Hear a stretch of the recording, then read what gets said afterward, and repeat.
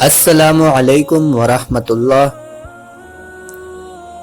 حضرت انس رضی اللہ تعالی عنہ روایت کرتے ہیں کہ ہم نے ایک دفعہ نبی کریم صلی اللہ علیہ وسلم کو دیکھا کہ آپ مسکرا رہے ہیں، تو حضرت عمر رضی اللہ تعالی عنہ نے پوچھا، یا رسول اللہ صلی اللہ علیہ وسلم، کون سی چیز مسکراہٹ کا سبب ہوئی؟ فرمایا، میرے دو امتی اللہ تعالیٰ کے سامنے گھٹنے ٹیک کر کھڑے ہو گئے ہیں۔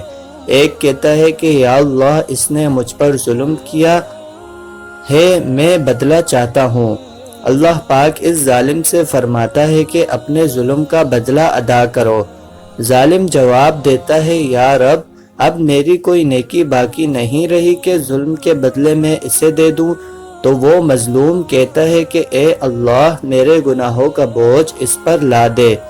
یہ کہتے ہوئے نبی کریم صلی اللہ علیہ وسلم آبدیدہ ہو گئے اور فرمانے لگے، وہ بڑا ہی سخت دن ہوگا، لوگ اس بات کے حاجت مند ہوں گے کہ اپنے گناہوں کا بوجھ کسی اور کے سر دھر دیں۔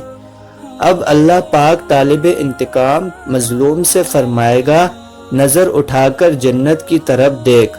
وہ سر اٹھائے گا، جنت کی طرف دیکھے گا اور عرض کرے گا، یا رب، اس میں تو چاندی اور سونے کے محل ہے اور موتیوں کے بنے ہوئے ہیں۔ یا رب، کیا میں کسی نبی، کسی صدیق اور شہید کے ہیں؟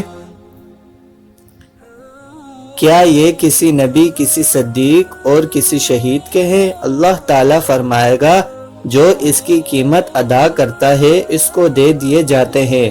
وہ کہے گا، یا رب، بھلا اس کی قیمت کون ادا کر سکتا ہے؟ اللہ تعالیٰ فرمائے گا، تو اس کی قیمت ادا کر سکتا ہے۔ اب وہ عرض کرے گا، یا رب، کس طرح؟ اللہ جل شانہ ارشاد فرمائے گا، اس طرح کہ تو اپنے بھائی کو معاف کر دے۔ وہ کہے گا، یا رب، میں نے معاف کیا۔ اللہ پاک فرمائے گا، اب تم دونوں ایک دوسرے کا ہاتھ تھامے جنت میں داخل ہو جاؤ۔ اس کے بعد آپ صلی اللہ علیہ وسلم نے فرمایا، اللہ تعالیٰ سے ڈرو، آپس میں صلح قائم رکھو، کیونکہ قیامت کے روز اللہ پاک بھی مومنین کے درمیان میں صلح کرانے والا ہے۔ بحوالہ تفسیر ابن کثیر، جلد نمبر 2، صفحہ 269۔